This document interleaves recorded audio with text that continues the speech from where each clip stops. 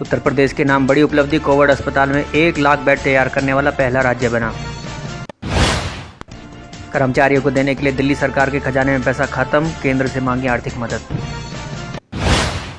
मायावती का उत्तर प्रदेश सरकार पर निशाना, कहा MIU साइन करना सरकार की छलावा। यूपी सरकार के लिए गाइडलाइन जारी, जाने क्या खुलेगा और क्या रहेगा बंद, विनीत शर्मा के साथ।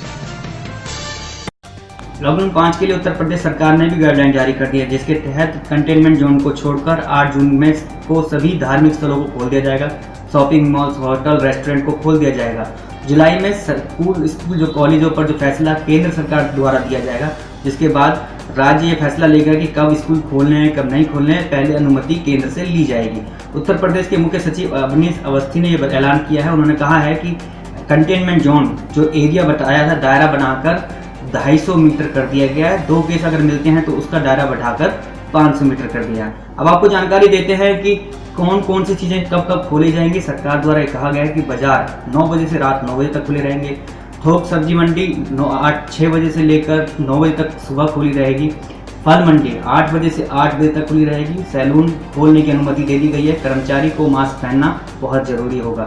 सोशल डिस्टेंसिंग का पालन लगातार करना पड़ेगा। इस तरीके से हर बार कहा जाता है, बाजार में सोशल डिस्टेंसिंग का पालन करना होगा। बारात घर में 30 से ज़्यादा लोग शादी समारोह में भाग नहीं ले सकते।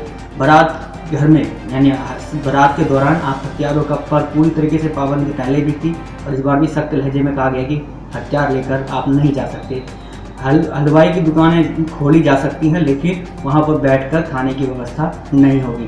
अब एक महत्वपूर्ण जानकारी ये इसमें आई है, 2 पहिया वाहन पर जो सरकार ने पहले लॉकडाउन में कहा था कि अगर आपके पीछे कोई सवारी बैठी होती है तो उसका चालान काट दिया जाएगा, तो इससे आपको बहुत बड़ी राहत दी उत्तर प्रदेश सरकार ने।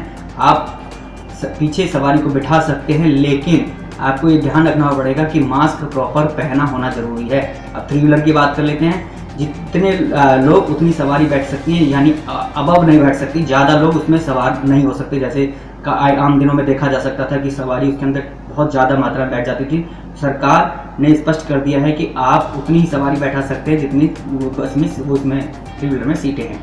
इसके बाद बढ़ते हैं, बसों के लिए जितनी सीट उतनी सीटों की व्यवस्था होगी, जितने ही लोग बैठेंगे, यानी खड़े होकर आप अपने सवारी को नहीं ले जा सकते।